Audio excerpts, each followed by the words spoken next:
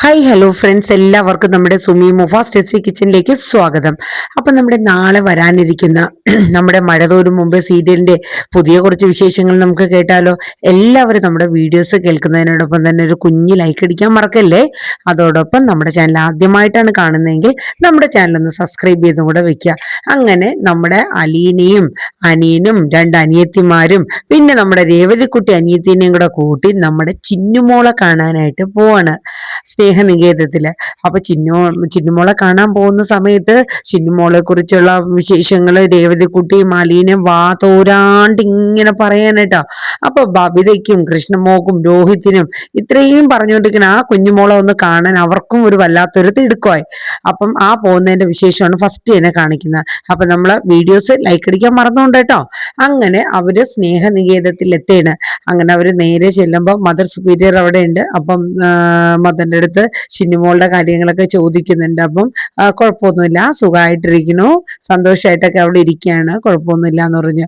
അപ്പോ രേവതിക്കുട്ടിയെയും അലീനയും മാത്രമേ ശരിക്കും അവർക്കറിയുള്ളൂ. കാരണം നമ്മുടെ ചിന്നുമോളെ ഇവിടെ കൊണ്ടാക്കിയിരിക്കുന്നത് അവര് രണ്ടുപേരും കൂടെയാണ്.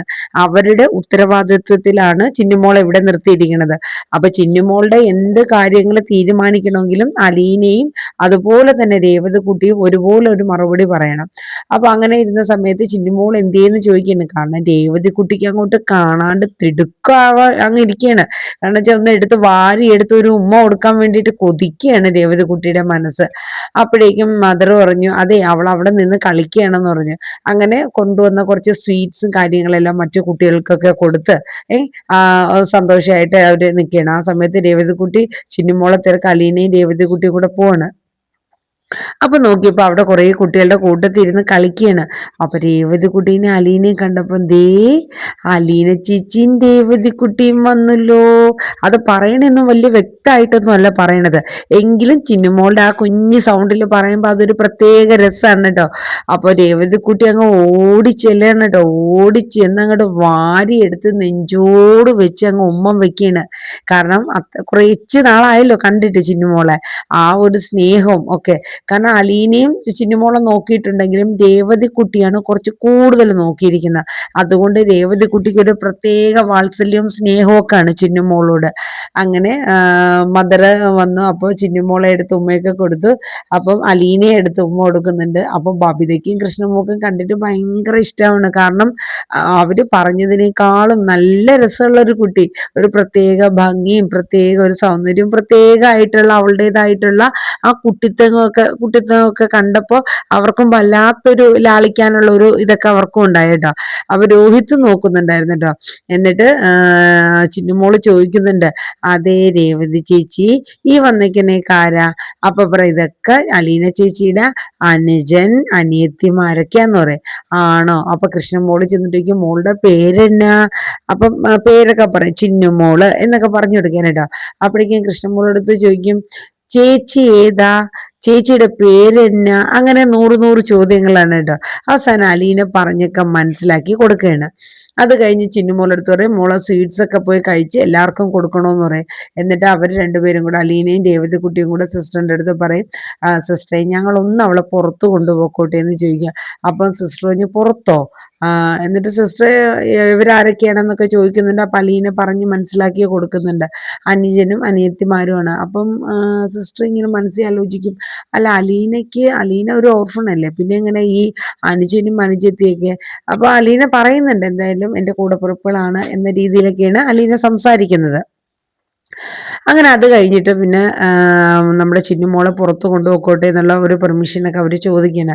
അപ്പം നോക്കാന്നൊക്കെ പറഞ്ഞിരിക്കുന്ന സമയത്ത് മദർ സുപ്പീരിയർ അലീനയുടെ അടുത്തും രേവതിക്കുട്ടിയുടെ അടുത്തും മാത്രമായിട്ട് ചില കാര്യങ്ങളൊക്കെ പറയുന്നുണ്ട്. അതായത് നമ്മളെ ചിന്നുമോളെ അഡോപ്റ്റ് ചെയ്യാനായിട്ട് ഉർമിള ദേവി എന്ന പേരുള്ള ഒരു സ്ത്രീ വന്നിട്ടുണ്ടായിരുന്നു. അവരൊരു ആൺകുട്ടിയെ ദത്തെടുക്കാനായിട്ടാണ് വന്നത്.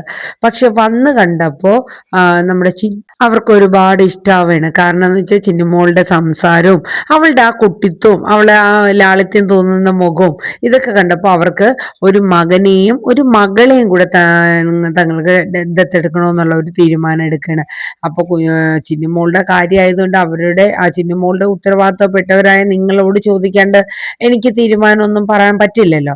അതുകൊണ്ട് എനിക്ക് ഇങ്ങനെ ആലോചിക്കണം എന്നുള്ള കാര്യമൊക്കെ പറയണം. അതിനുശേഷം നമ്മുടെ രേവതി കുട്ടിക്ക് മദർ സുപ്പീരിയർ പറഞ്ഞ ആ ഒരു കാര്യം കേട്ടിട്ട് വല്ലാത്തൊരു വിഷമമായിരുന്നു. കാരണം വേറൊന്നുമല്ല, അങ്ങനെ ഒരാള് നമ്മുടെ ചിന്നുമോളെ ഇപ്പൊ അഡോപ്റ്റ് ചെയ്ത് കൊണ്ടുപോയി എന്ന് വെക്കുക. അങ്ങനെ കൊണ്ടുപോകണമെങ്കിൽ സിസ്റ്റർ പിന്നെ നമുക്ക് ചിന്നുമോളെ കാണാനോ അല്ലെങ്കിൽ അവളെ ഇതുപോലെ ഒന്ന് എടുക്കാനോ ലാളിക്കാനോ ഒന്നും നമുക്ക് പറ്റില്ലല്ലോ. അപ്പൊ അത് ഓർക്കുമ്പോൾ ഒരു വല്ലാത്ത വിഷമം. അപ്പൊ അലീന പറയും, അല്ല മോളെ, നമ്മൾ അത് മാത്രം ആലോചിച്ചാൽ പോരല്ലോ. അവൾക്ക് നല്ലൊരു ഭാവി അല്ലെങ്കിൽ അവളെ കൊണ്ടുപോകുന്നവരൊക്കെ ഏത് തരത്തിലുള്ളവരാണ് എന്നറിയണം നമ്മൾ. അവര് നല്ലവരാണെങ്കിൽ നമ്മുടെ ചിന്നുമോക്ക് നല്ലൊരു ഭാവി കിട്ടൂലേ. നമ്മൾ അതല്ലേ ഏറ്റവും പ്രധാനമായിട്ട് നോക്കേണ്ടത്. നമുക്ക് അവളെ കാണണം, അതൊക്കെ ശരി തന്നെയാണ്. പക്ഷെ ആ ഒരു പേരിൽ അവളെ നമ്മൾ ഇങ്ങനെ ഒരു ഇതിൽ ഒറ്റയ്ക്കാക്കണ്ട. അവൾക്ക് നല്ലൊരു ജീവിതം, നല്ലൊരു ഭാവി അതൊക്കെ കിട്ടുമെങ്കിൽ നമ്മളായിട്ട് അത് നിഷേധിക്കാനും പാടില്ല. അപ്പൊ രേവതി കുട്ടിക്ക് മനസ്സിനൊക്കെ ഭയങ്കര വിഷമം തോന്നിയാണ്. കാരണം ചിന്നുമോളെ ഏറ്റവും കൂടുതൽ ലാളിച്ച് പുന്നാരിച്ച് കൊണ്ട് നടന്നത് രേവതി കുട്ടിയാണ്. അതിൻ്റെ ഒരു വിഷമമാണ് രേവതി കുട്ടിക്ക്. അപ്പോഴേക്കും രേവതി കുട്ടി എല്ലാവരുടെ അടുത്തും ബബിതയും നമ്മുടെ രോഹിത്തും കൃഷ്ണമോളൊക്കെ നിൽക്കുന്ന സമയത്ത് പറയുന്നുണ്ട്, ഞാനാണ് ചിന്നുമോളെ കുഞ്ഞുനാൾ മുതലേ നോക്കിയിട്ടുള്ളത്. എനിക്ക് അതുകൊണ്ട് അവളെ പെട്ടെന്ന് വേർപിരിഞ്ഞ് അങ്ങനെ ഒരാൾ കൊണ്ടുപോകും എന്നൊക്കെ കേൾക്കുമ്പോൾ എനിക്ക് വല്ലാത്തൊരു വിഷമമാണെന്ന് പറയാം. അപ്പോഴേക്കും നമ്മുടെ രോഹിത്ത് പുറകിൽ നിന്ന് പറയാം, ഓഹോ, ചിന്നുമോളെ ചെറുതിലേ മുതൽ നോക്കി വളർത്തിയത് രേവതിയാണോ? എന്നാ പിന്നെ നോക്കണ്ട, നിന്റെ അതേ നാവും നാക്കിന്റെ നീളവും തന്നെ ചിന്നുമോക്കും കിട്ടും. ദേ ദേ ദേ അതെ, വലിയ വർത്താനൊന്നും അടിക്കണ്ട കേട്ടോ. ഞാൻ വളർത്തിയ കൊച്ചിന് അങ്ങനെ മോശക്കേടൊന്നും വരില്ല. എനിക്കെന്താ മോശം? ഞാൻ മോശമാണോ? അപ്പൊ രോഹിത് പറഞ്ഞു, ഇല്ലേ ഇല്ല. അറിയാം രേവതി കുട്ടീൻ്റെ അടുത്ത് കളിക്കണം, കുറച്ച് സൂക്ഷിച്ച് കളിക്കണം എന്നുള്ളത്. അങ്ങനെ ചിന്നുമോള് പുറത്ത് കൊണ്ടുപോകാൻ വേണ്ടിയിട്ട് നമ്മുടെ അലീനയും രേവതി കുട്ടിയും പെർമിഷനൊക്കെ മേടിച്ച് പുറത്ത് കൊണ്ടുപോവുകയാണ്. അങ്ങനെ പുറത്ത് കൊണ്ടുപോയി പാർക്കിലൊക്കെ കൊണ്ടുപോകുന്നുണ്ട്. പാർക്കിലൊക്കെ കൊണ്ടുപോയപ്പോൾ രേവതി കുട്ടി അലീനയും ചിന്നുമോളെ എല്ലാത്തിലും കളിപ്പിച്ച് അവൾക്ക് എത്രത്തോളം സന്തോഷം കൊടുക്കാൻ പറ്റും ആ രീതിയിലൊക്കെ. ഒപ്പം ബബിതയും കൃഷ്ണമോളും രോഹിത്തും ഒക്കെ ഉണ്ടായിരുന്നു കേട്ടോ. അവർക്കും ഒരു വല്ലാത്തൊരു ഇഷ്ടം തന്നെയായിരുന്നു രേവതി കുട്ടി അല്ല നമ്മുടെ ചിന്നുമോൾ അടുത്ത്. അങ്ങനെ അവരെല്ലാവരും കൂടെ കുറേ നേരം ചിന്നുമോളുമായിട്ട് ആ പാർക്കിലൊക്കെ സ്പെൻഡ് ചെയ്ത് പിന്നെ നേരെ ഒരു ടെക്സ്റ്റൈൽസിൽ പോയിട്ട് ചിന്നുമോൾക്ക് ഇടാനായിട്ടുള്ള കുറച്ച് ഡ്രസ്സും കാര്യങ്ങളൊക്കെ മേടിച്ചു കൊടുത്തു കേട്ടോ. അപ്പോൾ സന്തോഷമായെന്ന് നോക്കിയപ്പം ഒത്തിരി സന്തോഷമായി എന്നൊക്കെ ഇങ്ങനെ പറയാം കേട്ടോ. അങ്ങനെ അവർ തമ്മിൽ സംസാരിച്ച് ചിന്നുമോളോടുള്ള ആ ഒരു കുറേ നല്ല നിമിഷങ്ങളൊക്കെ കഴിഞ്ഞ് അവർ തിരിച്ച് നേരെ സ്നേഹനികേതത്തിൽ വരെയാണ്. അവിടെ വന്ന് നമ്മുടെ ചിന്നുമോളെ സിസ്റ്ററിനെ ഏൽപ്പിച്ചിട്ട് പോവുകയാണ്. അപ്പോൾ സിസ്റ്റർ പറഞ്ഞായിരുന്നു, അതെ ഞാൻ മറ്റേ ഊർമിളാദേവി വിളിക്കുന്ന സമയത്ത് ഞാൻ നിങ്ങളുടെ നമ്പർ കൊടുക്കും, അപ്പോൾ നിങ്ങൾ തമ്മിലൊന്ന് സംസാരിക്കാൻ പറയുന്നുണ്ട്. അപ്പോൾ അലീന പറഞ്ഞു, സിസ്റ്റർ നമ്പർ കൊടുത്തോളൂ, നമ്മളൊന്ന് സംസാരിക്കാം. കാരണം നമ്മുടെ ചിന്നുമോൾ പോകുന്ന സ്ഥലം അത്രയും സുരക്ഷിതമായിട്ടുള്ള ഒരു സ്ഥലമാണെന്നൊക്കെ നമുക്കും ബോധ്യപ്പെടണമല്ലോ. ചുമ്മാ ഒരു കുട്ടീനെ കൊണ്ടുപോയതുകൊണ്ട് കാര്യമില്ലല്ലോ. അപ്പോൾ അതൊക്കെ അലീന ഇങ്ങനെ പറയുന്നുണ്ട് കേട്ടോ. അങ്ങനെ അവിടെ നിന്ന് ചിന്നുമോൾക്ക് ഉമ്മയൊക്കെ കൊടുത്ത് അവർ പോവാണ്.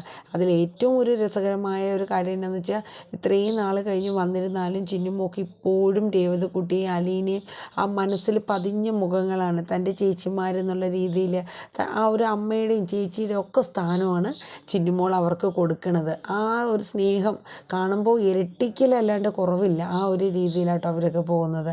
അങ്ങനെ കാര്യങ്ങളൊക്കെ സംസാരിച്ച് സിസ്റ്ററിൻ്റെ അടുത്ത് പറഞ്ഞിട്ട് അവരവിടെ നിന്ന് ഇറങ്ങുകയാണ്. അതിനുശേഷം പിന്നീട് കാണിക്കുന്നത് നമ്മുടെ ബാലചന്ദ്രനെയും ഗോവർദ്ധനെയാണ്. അപ്പോൾ ബാലചന്ദ്രന് വണ്ടി ഓടിച്ച് ഇങ്ങനെ പോകണം. അപ്പോൾ ഇടയ്ക്ക് ഫുഡ് കഴിക്കാനൊക്കെ നിർത്തുന്നുണ്ട്. അപ്പോൾ ഗോവർദ്ധനോട് പറയുന്നുണ്ട്, ഗോവർദ്ധന, ഇനി അങ്ങോട്ട് പോകുന്ന ഓരോ നിമിഷവും നീ പുതിയ പുതിയ ഞെട്ടിക്കുന്ന ചില സത്യങ്ങൾ അറിയും. സത്യങ്ങളോ? അതെന്താ ബാലേട്ടാ? അതെ, ഞാൻ പറഞ്ഞില്ലേ നിൻ്റെ അടുത്ത് ഒരു ഭൂതത്തെ ഒരു കുപ്പിയിൽ നിന്ന് പുറത്തിറക്കാനുണ്ട് എന്നുള്ളത് ഞാൻ നിന്നോട് പറഞ്ഞില്ലേ? അതാണ് ഞാൻ പറഞ്ഞു വന്നത്. ആ ഭൂതം പുറത്തിറങ്ങി കഴിഞ്ഞാലുള്ള കാര്യങ്ങളാണ് ആ നീ കണ്ടോ കേട്ടോ. അപ്പം അങ്ങും ഇല്ല ഇങ്ങും ഇല്ലാത്ത രീതിയിലാണ് ബാലചന്ദ്രൻ്റെ സംസാരം. പക്ഷേ എങ്കിലും ഗോവർദ്ധനൻ കുറേയൊക്കെ ഊഹിച്ചെടുക്കുന്നുണ്ട്.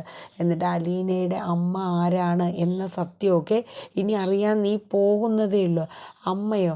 അപ്പോൾ നമ്മളിപ്പം പോകുന്നത് എവിടെയാണ്? അപ്പോൾ പറയുന്നത് നമ്മൾ സ്റ്റാൻലിയെ തേടി പോവുകയാണ്. നമ്മുടെ അലീനയുടെ അച്ഛനാണ് സ്റ്റാൻലി. അപ്പോൾ അലീനയുടെ അച്ഛനെ തേടിയുള്ള ഒരു യാത്രയാണ് നമ്മളിപ്പോൾ പോകുന്നത് എന്നൊക്കെ പറയുന്നുണ്ട്. അപ്പം എന്തായാലും ഗോവർദ്ധനൻ്റെ വാക്കുകളിൽ നിന്ന് തന്നെ ഏകദേശ കാര്യങ്ങൾ നമ്മുടെ ഗോവർദ്ധന് ഇച്ചിരിയൊക്കെ മനസ്സിലാവുന്നുണ്ട്. എന്തായാലും അലീനയുടെ അച്ഛൻ്റെയും അമ്മയുടെയും കാര്യങ്ങൾ തീരുമാനിക്കാനാണ് പോകുന്നത്. പക്ഷേ എങ്കിലും 100 ചോദ്യങ്ങൾ ഗോവർദ്ധൻ്റെ മനസ്സിലുണ്ട്. കാരണം ഈ അലീനയുടെ അമ്മ ആരാണ്? എന്തായാലും ബാലേന്ദ്രനല്ല അച്ഛൻ. അമ്മ ആരാണ് എന്നുള്ളത്. അപ്പോൾ അച്ഛൻ സ്റ്റാൻലി ആണ് എന്നുള്ളൊരു ചിന്ത വരുന്നുണ്ട്. അപ്പോൾ അമ്മയും അച്ഛനെയും കണ്ടുപിടിച്ച് അലീനയെ അവിടെ ഏൽപ്പിക്കാനാണോ ബാലേട്ട നിങ്ങൾ പോകുന്നതെന്നുള്ളത് ബാലേന്ദ്രൻ അല്ല നമ്മുടെ ഗോവർദ്ധനം ബാലചന്ദ്രനോട് ചോദിക്കുകയാണ്. അപ്പോൾ ബാലേന്ദ്രൻ പറയുന്നുണ്ട്, എനിക്ക് അവളെ സുരക്ഷിതമായ ഒരു സ്ഥലമാണ് അതെന്ന് മനസ്സിലാക്കി കഴിഞ്ഞാൽ അവളെ ആ കരങ്ങളിൽ ഏൽപ്പിക്കണം. കാരണം അവൾക്ക് ആരുമില്ല, ഒരു അനാഥയാണ് എന്നൊരു തോന്നൽ അവൾക്ക് ഉള്ളിൽ വരാൻ പാടില്ല.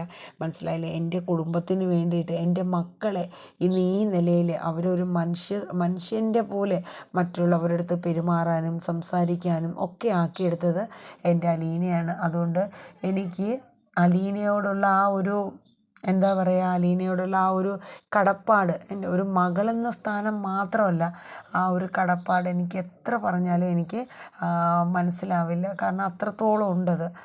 എത്ര എൻ്റെ കുടുംബം ഈ രീതിയിലാക്കിയെടുത്ത് ഒരു അമ്മ ഒരു മക്കളെ അമ്മ ഒരു കിളിക്കൂടിനുള്ളിൽ മക്കളെ സ്വരുക്കൂട്ടിയെടുക്കുന്നത് എങ്ങനെയാണോ അതുപോലെ ആക്കിയെടുത്തത് എൻ്റെ അലീനയാണ്.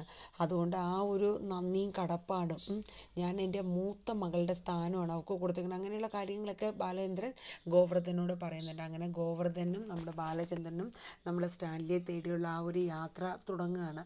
അപ്പോൾ എന്തായാലും നമുക്ക് കാത്തിരിക്കാം. ഇനി വരുന്ന ഓരോ മുഹൂർത്തങ്ങളും ഏതൊക്കെ രീതിയിൽ എങ്ങനെയൊക്കെയാണ് എന്നുള്ളത് കാത്തു തന്നെ ഇരിക്കുക കേട്ടോ.